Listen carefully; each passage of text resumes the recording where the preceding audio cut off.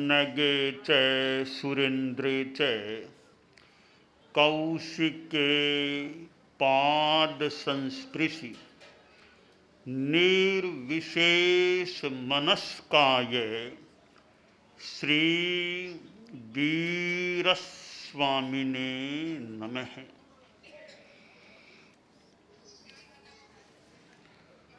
आर्हत वाङ्मय में कहा गया है, सोच्चा जानई कल्याणम सोच्चा जानई पावगम उभयम्पि जानई सोच्चा जंग छेयम तम समायरे। आदमी सुनकर कल्याण को जानता है और सुनकर पाप को जानता है। कल्याण और पाप दोनों को सुनकर जानता है।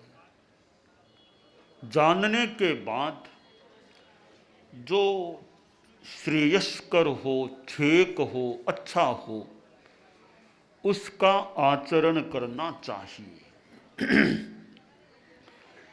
ज्ञान और आचार, पहले ज्ञान फिर दया।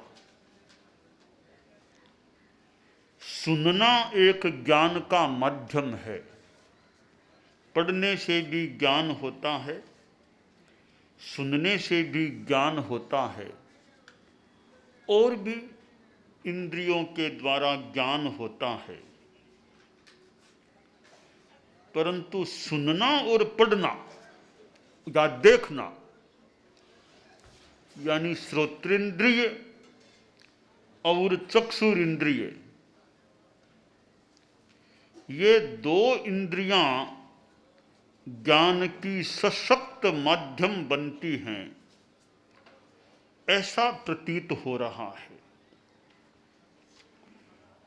प्रवचन सुनता है, कोई विद्वान का भाषण आदमी सुनता है, तो सुनने से भी कई जानकारियां प्राप्त हो सकती हैं। आजकल तो पुस्तक स्वयं मानो वो बोल देती, पुस्तक बिना पढ़े पुस्तक को भी सुनते जाओ, ऐसा भी, यानी सुनना भी एक अच्छा साधन है। ज्ञान होने के बाद आचरण की बात है। गृहस्थ है और साधु है। साधु का तो खैर जीवन धर्म के लिए समर्पित ही रहना चाहिए। आप लोग जो गृहस्थ हैं, जो सांसारिक स्थितियों से भी आबद्ध होते हैं, वे भी सुनकर के धर्म के आचरण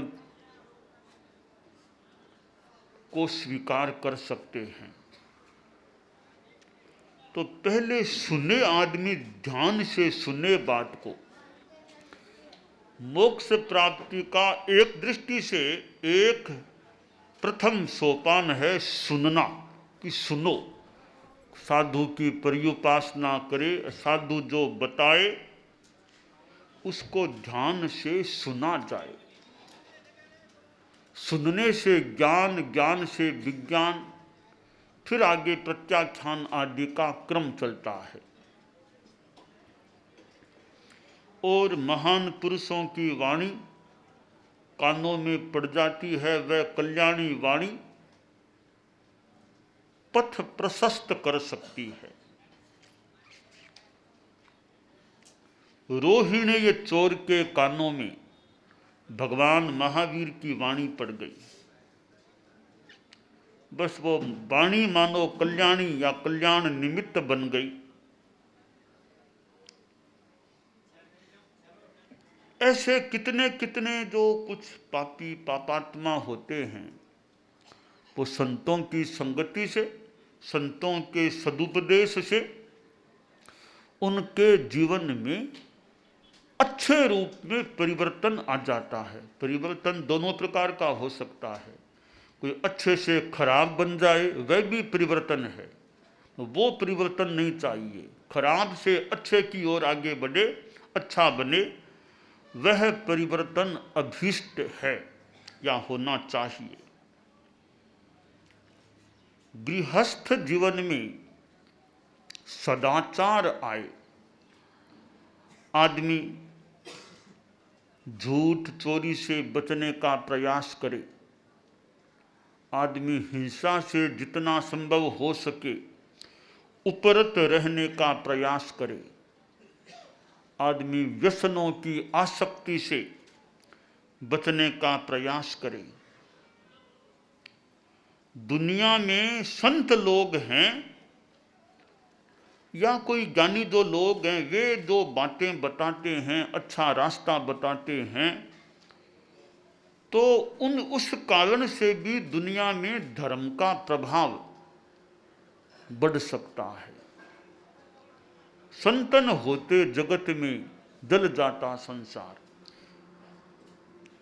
तो संत पुरुष हैं जो स्वयं साधना करने वाले हैं और दूसरों को सन्मार्ग बताने का प्रयास करते हैं। लोगों में कुछ रुझान यह लगता है कि संत कोई बात कहते हैं उसका ज़्यादा असर होता है, और सामान्य आदमी कहे उसकी बात पर इतना ध्यान आदमी दे न दे। संत बोलते हैं, संत कहते हैं, तो संतों की बात पर जनता कुछ अधिक ध्यान देती है, ऐसा अनुमानित हो रहा है। गृहस्थ जीवन में आदमी यह सोचे कि हिंसा और परिग्रह मेरा कैसे कम हो। हिंसा और परिग्रह में संबंध है। परिग्रह के लिए आदमी हिंसा करता है, कुछ पाने के लिए हिंसा करता है, कि कोई धन चाहिए तो धन के लिए आदमी हिंसा भी कर लेता है, अपराध में चला जाता है, दूसरे को तकलीफ दे देता है, और दूसरे की चीज आदमी लेने का प्रयास करता है। निमित्त रूप में गरीबी है, अभाव है, बेरोजगारी है, भुखमरी है, ये भी निमित्त कारण बन सकते हैं हिंसा के और अपराध के। कोई गरीब आदमी है, अब खाने को चाहिए, कुछ पैसा चाहिए, तो चोरी के रास्ते पर जा सकता है, कोई आतंकवाद के रास्ते पर जा सकता है कि कुछ पैसा मिल जाए। तो ये गरीबी, बेरोजगारी, भुखमरी वे हिंसा के निमित्त कारण बन सकते हैं, उपादान तो नहीं लगते, क्योंकि कई बार गरीबी होने पर भी आदमी हिंसा में नहीं जाए। संकल्प है हिंसा में नहीं जाना, गरीबी भोग लेगा, अभाव भोग लेगा, कुछ भुखमरी भोग लेगा, पर हिंसा में नहीं जाना तो नहीं जाना। इतनी चेतना निर्मल है कि दूसरे को कष्ट हो ऐसा काम नहीं करना है। तो निमित्त और उपादान ये दो प्रकार के कारण होते हैं। एक निर्वर्तक कारण भी हो सकता है, पर मूल दो हैं, निमित्त कारण और उपादान कारण। तो हिंसा का उपादान कारण तो परिग्रह की चेतना, राग द्वेष की चेतना, यह उपादान कारण है। निमित्त कारण में यह अभाव, गरीबी आदि आदि बन सकते हैं। तो कहीं वो निमित्त है, वो मानो उपादान को कुछ पोषण देने वाला बन सकता है। एक बार यात्रा में परम पूज्य आचार्य महाप्रज्ञ जी की यात्रा हो रही थी, तो कोई बीच में कोई मकान कुछ आया, तो कोई संस्था का कार्य वहाँ संभवतः चलता था, तो संभवतः लोगों ने कहा कि अंदर आओ। तो मैं अंदर गया मकान में, तो मुझे वहाँ बताया गया कि यहाँ अनाथ बच्चे रहते हैं, अनाथ बच्चे जिनके माँ बाप नहीं, ऐसे बच्चे रहते हैं। फिर मुझे वहाँ उन लोगों ने उनमें से किसी ने बताया कि इन अनाथ बच्चों को यहाँ रख करके हमने इनको आतंकवादी बनने से बचा लिया है।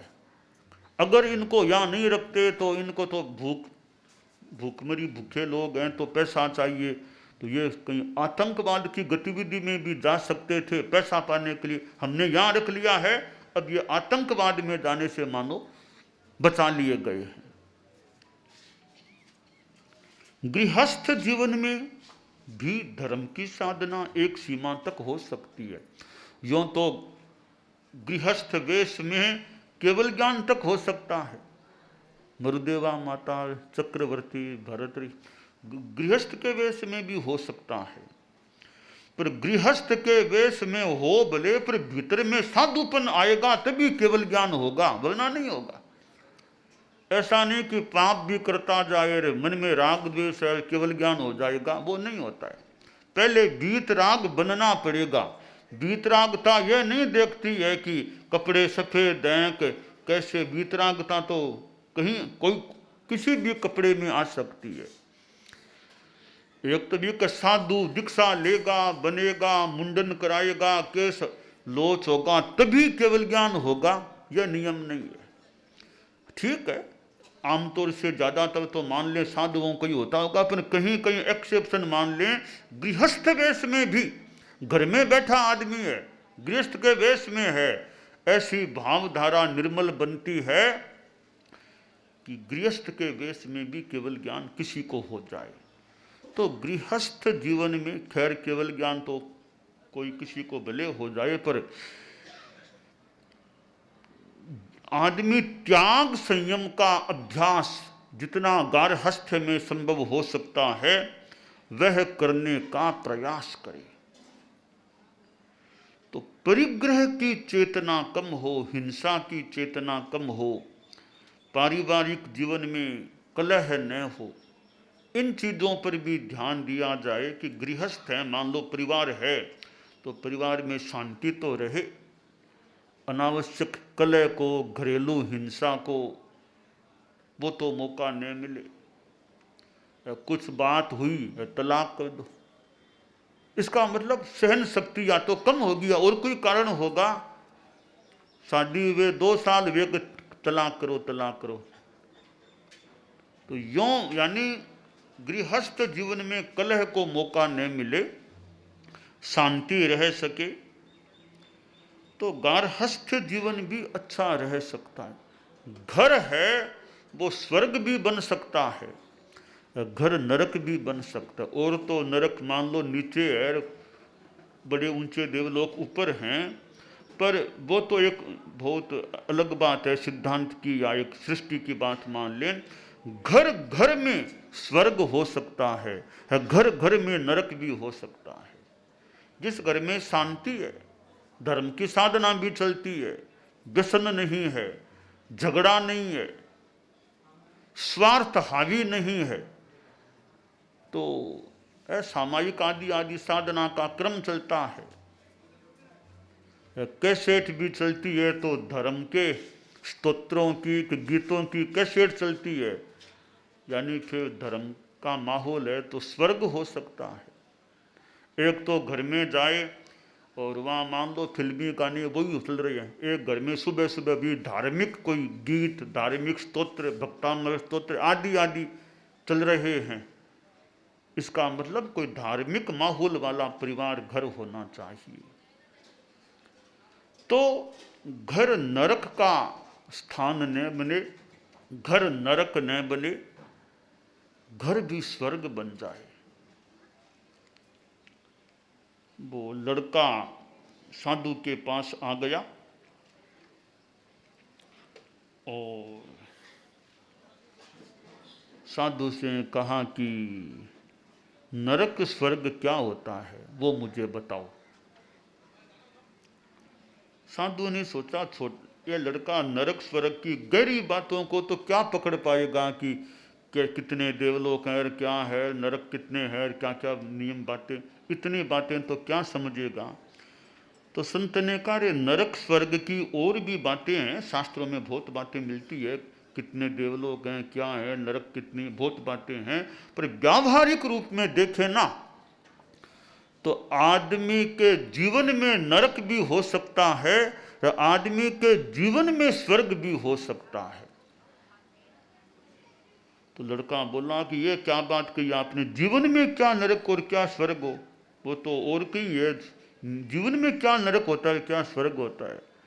कभी जीवन भी आदमी का स्वर्ग, एक साधु है मान लो, साधु के जीवन में साधना के प्रभाव से मानो स्वर्ग से भी ज्यादा स्थिति बन सकती है। देवलोक समानो पर्याओ महेशिणम रयाणम, जो साधु संयम में रमा हुआ है तो वो संयम पर्याय देवलोक के समान हो सकता है। संयम में न रमे तो वो साधु का जो जीवन है वो उसके लिए नरक तुल्य दुखद बन सकता है। तो जीवन में भी स्वर्ग, घर में भी नरक और स्वर्ग, मूल जीवन में नरक और स्वर्ग हो सकता है। तो लड़का ने कहा ये क्या बात कही, मैं नहीं समझ पाता, क्या जीवन में कैसे नरक और स्वर्ग है। तो पास में कोई दूसरा गृहस्थ बैठा था, वो थोड़ा गुस्से में बोला, अरे तुम समझते इतनी बार महाराज ने कह दिया, इतना जिद क्या करते हो, क्यों नहीं समझते हो बात को, थप जोर से बोला। तो लड़का भी गुस्से में आ गया कि आप कौन हो मुझे डांटने वाले, मेरी मुनिश्री से बात हो रही थी, आप कौन है मुझे बीच में बोलने वाले डांटने वाले। तो वो लड़का वो तेज गुस्से में आ गया, एकदम होठ फड़फड़ाने लगे, लाल पीला सा हो गया। फिर संत ने कहा, अरे कोई खास बात नहीं, ऐसे ही बोल दिया, तुम अपना काम करो, कोई बात नहीं। वो आदमी उठ के चला गया। संत ने वो अच्छे शांति से बताया, लड़का शांत हो गया, गुस्सा शांत हो गया। तब संत बोला, तुमने अनुभव किया कि नहीं किया, थोड़ी देर पहले तुम्हारे जीवन में नरक आ गया था, तुम जब गुस्से में आ गए थे ना, तब वो तुम्हारे जीवन में नरक आ गया था, अब तुम्हारे भीतर मानो स्वर्ग आ गया है। हाँ मुनिश्री, आपने बहुत अच्छी, कि वो आदमी जो बोला था ना वो गुस्से में नहीं था, वो तुमको समझाने के लिए जोर से बोला था, इसको बताऊं कि नरक स्वर्ग कैसे जीवन में हो सकता है। तो तुमने देख लिया ना, जब आदमी गुस्से में हो, उत्तेजना में हो, असंतुलित हो या बहुत तनाव में हो, तो जीवन में नरक भी एक प्रकार का हो सकता है। ऐसे शांति में रहे, तनाव नहीं, चिंता नहीं, आध्यात्मिकता के भाव हैं, तो जीवन में स्वर्ग भी हो सकता है। लड़का बोला, मुनिश्री आपने तो बहुत ही मुझे बढ़िया तरीके से बता दिया कि और तो नरक स्वर्ग वो अलग सृष्टि की बातें हैं, पर जीवन में नरक और स्वर्ग भी हो सकता है। यह मैंने आज आपसे जाना है कि इस मनुष्य जीवन में भी नरक और स्वर्ग हो सकता है। एक संस्कृत ग्रंथ में तो यहाँ तक कहा गया है कि इहैव मोक्ष है, कि मोक्ष भी यही है। एक संस्कृत श्लोक में कहा गया है, निर्जित मद मदना नाम मनोवाक्काय विकार रहिता नाम विनिवृत्त पराशा नाम इहैव मोक्ष है सुविहिता नाम आश्रय। कि जो विकारों से मुक्त है, अहंकार नहीं है, मानसिक वाचिक कायिक विकार मुक्तता, ऐसे आदमी के इहैव इसी जीवन में मोक्ष हो जाता है। और तो मोक्ष मरने के बाद की बात है, पर कसायों से मुक्ति मिल गई, कसाय मुक्ति ही किल मुक्ति रेवे, गुस्सा मान माया लोभ कसायों से मुक्ति हो गई, तो कसाय मुक्ति अपने आप में एक प्रकार की मुक्ति है। कसाय मुक्ति मिलने पर भी अगली मुक्ति मिलती है, वरना वो मिलती नहीं है।